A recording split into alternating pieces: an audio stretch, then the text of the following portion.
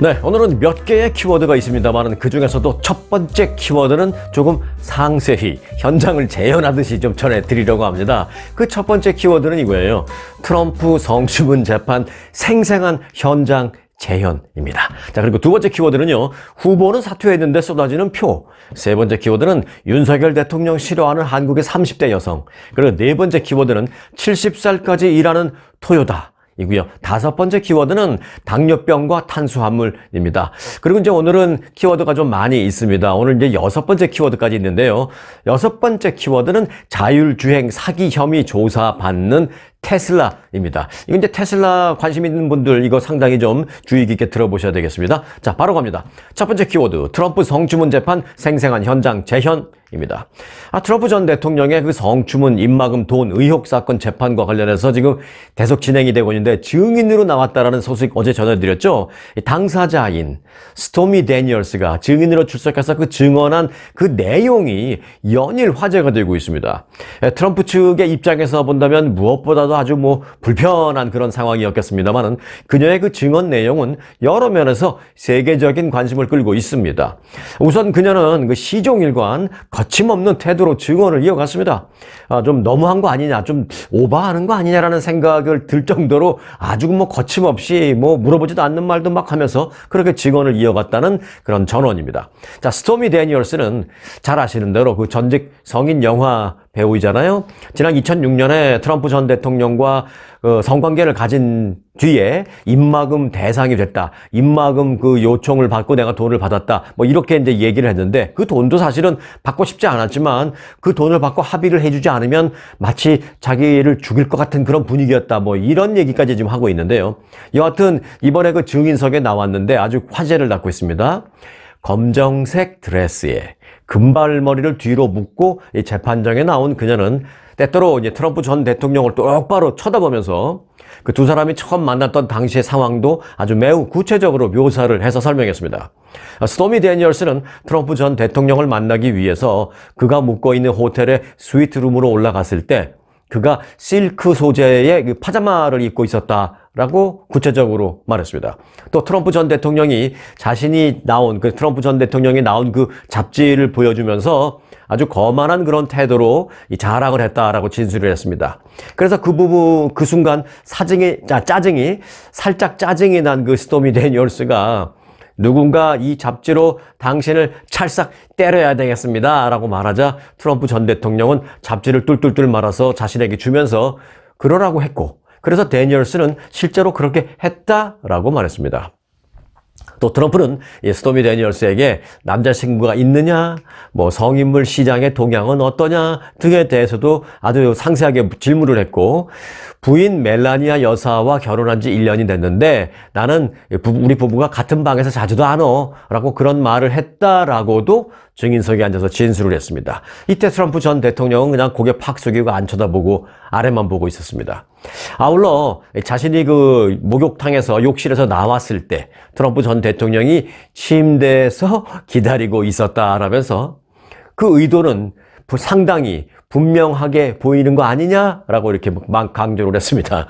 트럼프 전 대통령이 자신을 또 뭐라고 불렀냐면 이름을 부르지 않고 하니번치라고 불렀다고 합니다. 하니번치. 하니번치라는 것은 애인이라는 뜻을 가질 수도 있고 연인이라는 뜻을 가질 수도 있고 귀여운 사람 등등 주로 이제 사랑하는 사이의 호칭이잖아요. 그런데 이제 이 상황에서는 무슨 사랑하는 사이라고 볼 수는 없을 것 같고, 아마도 애인 연인 그런 것도 아닐 테니까 아마도 아유 귀엽네, 귀염둥이 정도, 우리 한국식으로 본다면 귀염둥이 정도로 불렀다, 이 정도로 해석하는 게 가장 가까울 것 같습니다.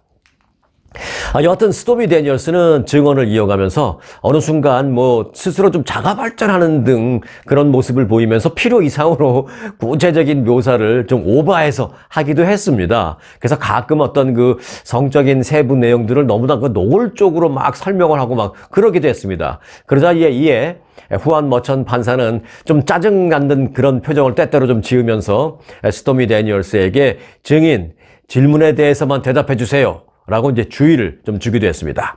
판사가 그런 반응을 보이자 트럼프 그 변호인단 측이 이때를 놓칠세라 뭐라고 했냐면, 판사님, 이 있습니다.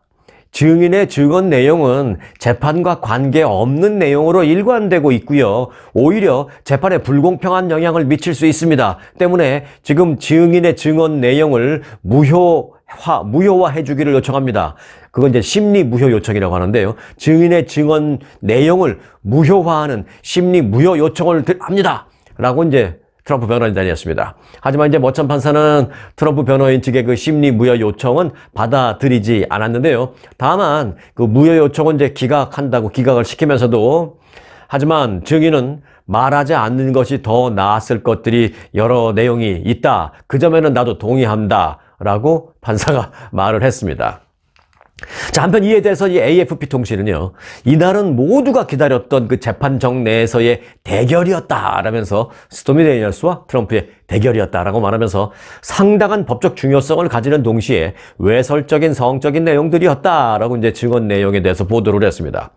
또 이제 블룸버그 통신은 그들이 만난 날에 대한 사적이고 또 어떤 면에서는 좀 당혹스러울 수도 있는 그런 세부 내용을 관련돼서 이제 증언이 많이 나왔다. 그런데 트럼프 전 대통령은 관련 혐의를 모두 부인하는 그런 그 재판정의 모습이었다라고 이제 표현을 했습니다.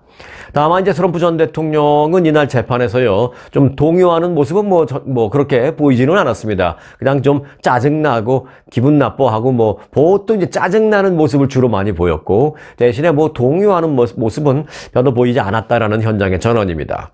트럼프 전 대통령은 파란색 정장에 노란색 넥타이를 하고 재판장에 출석을 했는데 대부분 이제 무표정한 모습으로 정면을 그냥 응시하거나 가끔 고개를 이제 숙인 채 의자에 앉아 있었고, 때때로 짜증이 날 때는 고개를 좌우로 절레절레 흔드는 그런 모습도 많이 보였다라고 합니다. 스토미 데니얼스가 증인석에 앉자마자 검사가 뭐라고 물었냐면 제일 첫 번째 질문은 이거였습니다. 증인, 지금 이 재판정에 도널드 트럼프라는 사람이 보입니까? 라고 물었습니다. 그러다 이제 스토미 데니얼스는 손가락으로 트럼프를 딱 가리키면서 바로 저기 앉아 있습니다. 라고 대답을 했습니다. 이때 트럼프 전 대통령은 그냥 눈을 감은 채 증인석을 쳐다보지 않고 그냥 가만히 앉아서 눈을 감은 채 묵묵부답한 무표정한 표정으로 앉아 있었습니다. 한편 그런데 이제 방청석에서는요, 증언을 듣던 트럼프 전 대통령의 아들의 모습이 보였습니다. 아들 에릭 트럼프의 모습이 보였는데요. 그 에릭 트럼프는 증언 도중에 중간중간에 고개를 역시 아버지처럼 고개를 절레절레 내젓는 그런 모습이 포착이 됐습니다. 아버지의 성추문 의혹 재판에 아들이 방청석에 나와 있었던 것이었습니다. 세계의 재판 현장에서 오고 갔던 내용과 증언 내용을 오늘은 조금은 구체적으로 전해드렸습니다. 여러분들에게 마치 여러분들이 배심원이 된 듯한 그런 상황을 그대로 전달해 드릴 수는 없지만 그래도 재판장에서의 그 모습을 조금이나마 생생하게 느끼실 수 있도록 전해드렸습니다. 자, 두 번째 키워드로 가겠습니다. 후보는 사퇴했는데 쏟아지는 표입니다. 승자가 이미 결정된 공화당 경선에서 이미 2달 전에 사퇴한 그 니키 헤일리 전 유엔 대사의 표가 무더기로 쏟아지고 있습니다. 인디애나주 공화당 대선 후보 경선에서 트럼프 전 대통령은 78.3%를 득표했습니다. 하지만 사퇴했음에도 미리 그 인쇄되어 있던 투표지에는 이름이 그대로 남아있는 터라 그 니키 헤일리를 찍은 투표용지가 무려 12만 7천 표가 쏟아져 나왔습니다. 니키 헤일리는 3월 초 트럼프 전 대통령의 그 대세가 확실해지자 후보직에서 사퇴했잖아요. 그런데 이제 그로부터 2개월이나 지났음에도 불구하고 이번에 21%가 넘는 표가 인디애나주 프라이머리에서 쏟아진 것입니다. 12만 7천 표가. 뿐만 아니라 역시 사퇴한 후에 치루어졌던 지난달 2일 위스콘신주 경선에서는요, 니키 헤일리가 13%에 육박하는 득표율을 기록했고요. 그리고 그로부터 또 며칠이 지난달 23일 펜실베니아주 경선에서는 13%, 그때보다 더 올라간 17%의 득표를 했습니다. 자, 지난달 초에 13%, 지난달 말에 17%에 이어서 이번 달 초에 21%의 득표. 이 사퇴한 후보의 득표율이 계속 이렇게 올라간다는 기현상이 나타난 것입니다. 니키 헤일리는 이미 그 사퇴했다라는 것을 투표를 하는 그 공화당 당원들이 모르지 않을 터인데 그럼에도 불구하고 이 사퇴한 후보의 득표율이 이렇게 상승 추이를 보인다라는 점, 이 점은 여러 가지 면에서 트럼프 진영에서는 좀 생각해 볼 사안이다라는 것입니다. 결국 이제 니키 헤일리를 지지했던 상대적으로 좀 온건한 성향의 공화당원의 다수가 헤일리 사퇴 후에 트럼프 지지로 아직 돌아서지 않았음을 보여주는 그런 결과물이 나오고 있는 것입니다. 결국 이제 바이든 대통령과 리턴 매치를 치르게 될 트럼프 전 대통령이 이 박빙양상인 현재 상황에서 대선에서 이기기 위해서는 어느 시점에 가서는 니키 헤일리 전 대사에게 손을 내밀지 않을 수 없는 그런 상황이 올 가능성도 배제할 수 없을 것으로 이렇게 보이고 있습니다. 부통령 제안을 적극적으로 하지 않을까라는 생각도 나오는데 지금 내가 부통령 되지 않을까라는 희망에 부풀어서 지금 트럼프 옆에 진을 치고 아주 충성심을 보여주고 있는 사람들이 한 4-5명 있는데 이 사람들 잘못하면 될지 모르겠습니다. 될지 모르겠어요. 트럼프의 고민이 점점 깊어지는 그런 상황입니다. 자, 세 번째 키워드로 갑니다. 윤석열 대통령 싫어하는 30대 여성입니다. 자, 이 내용은 윤 대통령의 현재 지지율이 높니, 낮니, 인기가 있니, 없니, 그걸 말하려는 게 아니고요. 한국에서 그 특정 연령대, 그리고 특정 성별에게 유난히 인기 없는 그 사안을 놓고 보수든 진보든 윤 대통령이든 아니면 민주당의 이재명 대표든 다 같이 좀 생각해 볼 점이 있다라는 차원에서 지금 말씀드리려고 하는 것입니다. 윤석열 대통령이 유일하게 한 자릿수 지지율을 받는 성별과 연령대가 있습니다. 윤 대통령의 지지율이 지금 20%대로 상당히 현직 대통령으로서는 참 믿기 어려울 정도로 낮은 지지율인 것만은 사실입니다. 그런데 그 와중에도 20몇 %지만 그래도 그 와중에도 유난히 낮은 지지율대를 보이는 게 있습니다. 그게 이제 연령대로 보면은 30대, 성별로는 여성입니다. 즉, 한국에서는 30대 여성을 상대로 한 조사에서 윤석열 대통령이 잘하고 있다라고 답한 비율이 불과 9%밖에 되지 않는 것으로 나타났습니다. 이건 거의 처참한 결과죠. 이 박근혜 전 대통령이 탄핵 판결이 나왔는데 탄핵 판결이 나온 후에 조사한 것도 한 25% 정도 지지율 나왔거든요. 그런데 한국에서 지금 윤석열 대통령은 전체적인 지지율은 29% 정도 되지만 30대 여성에게는 9%밖에 안 된다는 것입니다. 한국갤럽이 지난 4월 25일에 발표한 내용인데요. 30대를 그런데 이제 꼭 여성 구분 없이 남녀 구분 없이 30대 전체로만 봐도 한 13%만 윤 대통령을 지지하는 것으로 나타났습니다.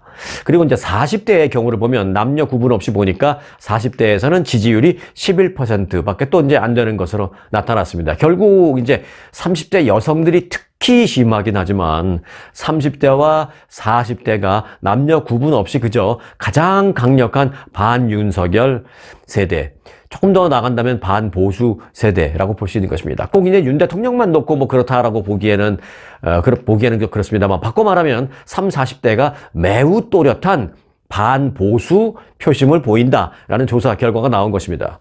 자, 이에 대해서 정치 전문가들은 대한민국의 보수가 지나치게 노인 위주로 지지를 받고 있는데 이를 타개하고 30, 40대 젊은 층의 지지를 얻지 못하면 앞으로 시간이 갈수록 지지율의 반등을 기대하기는 어렵다라는 분석을 내놨습니다. 이 말씀을 드리기 위해서 윤석열 대통령 지지율을 얘기한 겁니다. 사실 이런 면은 진보도 마찬가지입니다. 특정 연령대에서 지지율이 높고 특정 연령대에서 지지율이 낮고 하는 이런 상황은 진보 쪽도 사실은 마찬가지입니다. 진보는 이제 상대적으로 60대 이상, 특히 이제 70대, 80대로 가면은 현저하게 낮은 지지율을 또 진보도 보이고 있기는 마찬가지입니다. 역시 같은 고민을 할 수밖에 없다라는 것입니다. 진보는 노인층을, 그리고 보수는 젊은 층에게 좀 표를 얻어야, 설득력을 얻어야 한다는 그런 과제가 숫자로 나타났다라는 말씀을 드리겠습니다. 자, 네 번째 키워드. 70살까지 일하는 토요다입니다. 일본 도요타 자동차가 고령화 시대 인재 확보를 위해서 60살 정년 퇴직 뒤 70살까지 계속 고용하는 제도를 시작할 예정입니다. 도요타가 일본을 대표하는 대기업이잖아요. 그런 만큼 이 산업 전반에 큰 영향을 줄 것으로 보이고 있는데요. 도요타의 정년은 현재는 서류상에 되어 있는 것은 규정상은 60살입니다. 그런데 이제 65살까지 계속 고용을 하고 있는 게 현재 상황입니다. 뭐 60살 됐다고 반드시 이 사람은 내보내야 돼, 잘라야 돼 라고 뭐 딱 규정되어 있는 것은 아니고, 일단 규정상에 되어 있는 정년은 60살인데 지금 현실적으로는 65살까지 일하는 사람들이 상당히 많다는 것이죠. 그런데 그것을 도요다는 65이 아니라 70살까지 더 늘리겠다는 것입니다. 현재 이제 20여 명 등 아주 예외적으로 운영이 되던 65살 이상을 계속 고용하는 제도를 이제 8월부터 전 도요다 전 계열사로 확대하겠다는 것입니다. 전문적인 지식과 전문적인 기능을 가진 직원은 본인이 원한다면 70살까지 마음 놓고 일할 수 있도록 하겠다는 것입니다. 급여는 어떻게 하느냐? 현재 그 계속 고용 제도에 맞춰서 개별적으로 결정할 예정이다라고 밝혔습니다. 현재 규정상으로는요, 일단 정년이 돼서 퇴임한 후에 다시 퇴임한 사람의 그 자격으로 다시 근무를 하게 되면 그 전에 받던, 마지막 받던 급여의 그 마지막 받은 게 이제 가장 높은 거잖아요. 그거에 이제 절반을 받는 것으로 되어는 있지만 꼭 그렇게 하지 않겠다라는 것입니다. 최소한 3분의 1을 주던지 뭐 똑같이는 못 주더라도 그렇게 하겠다라는 것입니다.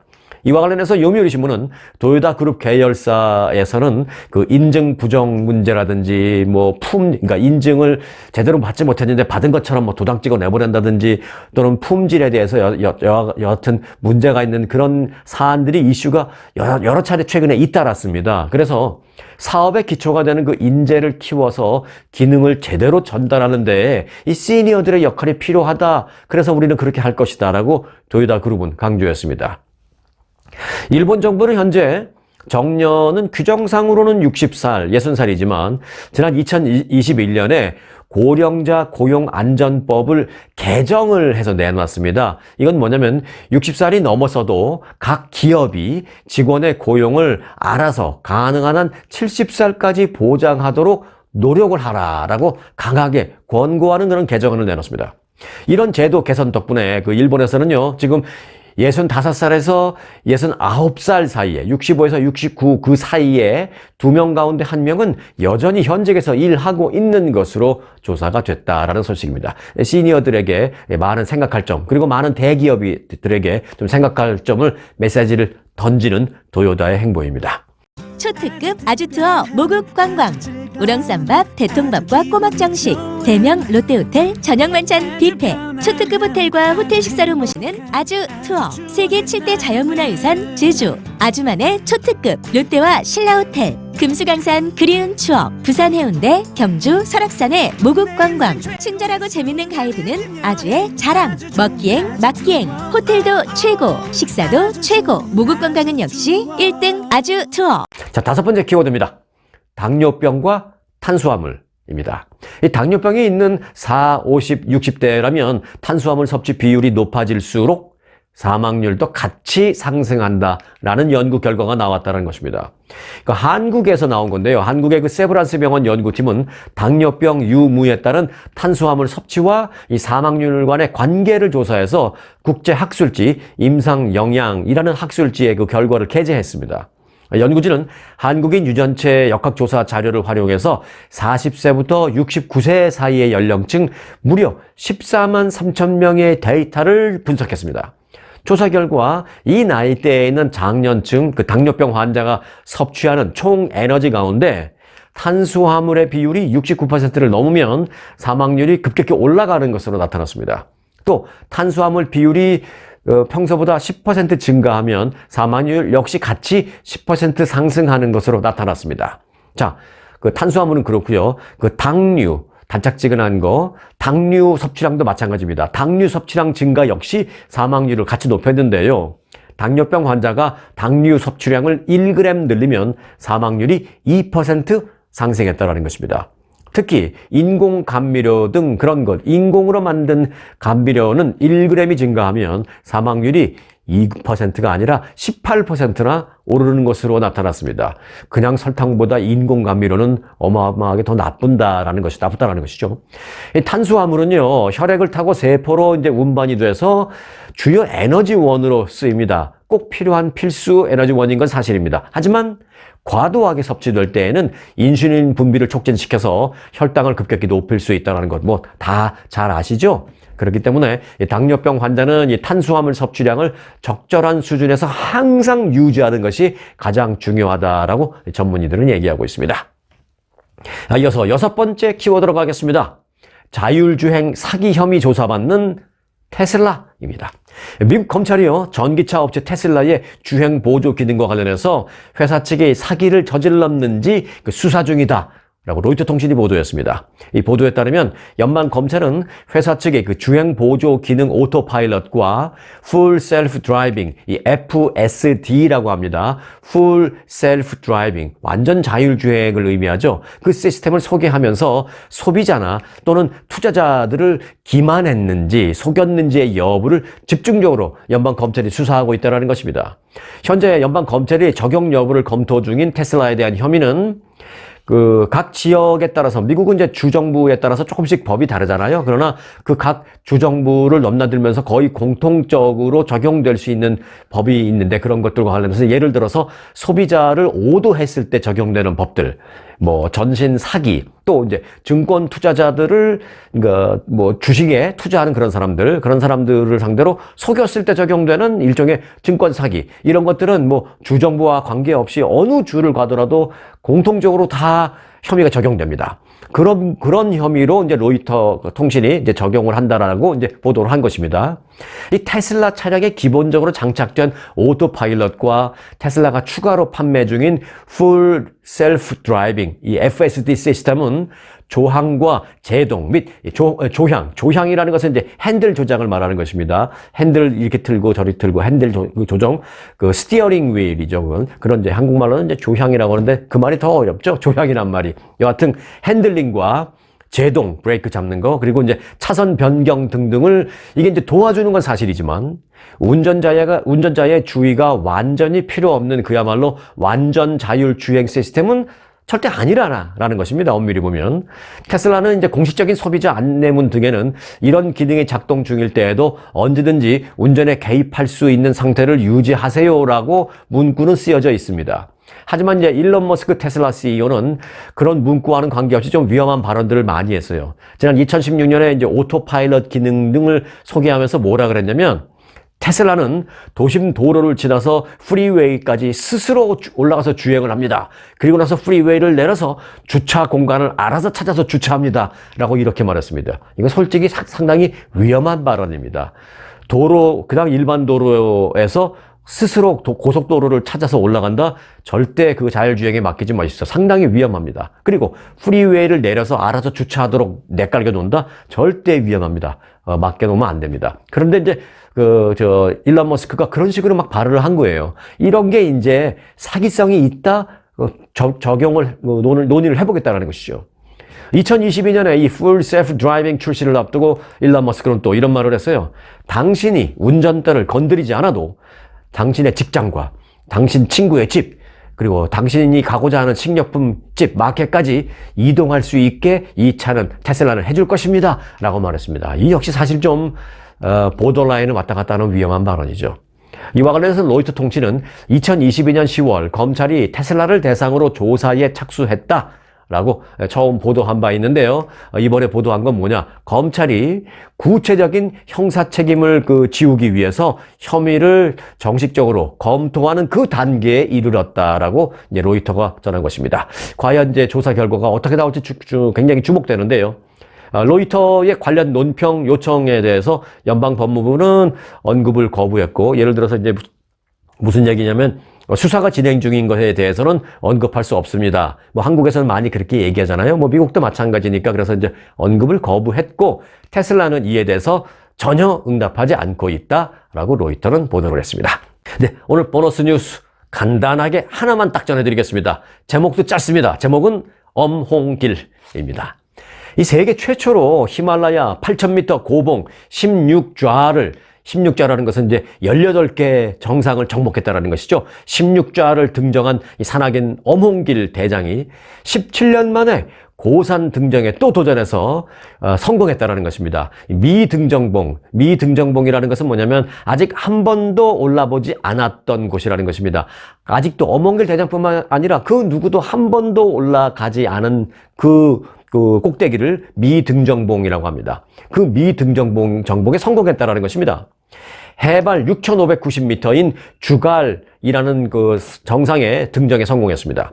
어몽길 재단은 올해 한국과 네팔 수교 50주년을 기념해서 어몽길 대장이 조직한 한국 네팔 우정 원정대가 최근 그 주갈 정상에 올랐다 라고 밝혔습니다.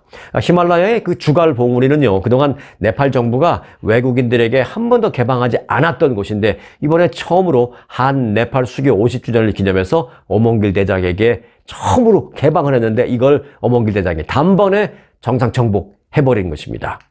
주갈 산맥은 히말라야 이 8,000m급 산들과 맞먹을 정도로 지형이 매우 험준한 것으로 알려져 있습니다. 높이는 6,590으로 8,000은 안 되지만 지형이 매우 험준한 것으로 알려져 있습니다. 이 어몽길 대장은 1960년생이에요. 그래서 이제 올해 63살인데 생일 지나면 64살이 되겠지만, 그런데 64살을 앞둔 63살에 아무도 넘지 않았던 그 외국인에게 최초로 개방된 그 히말라야 주갈 봉우리를 정상 정복했다라는 사실. 이 점은 많은 시니어들에게 큰 메시지를 전해주고 있다라는 생각입니다. 오늘 영상은 여기까지입니다. 언제나 스토리가 있는 뉴스, 송혜코의 스토리 뉴스 마칩니다.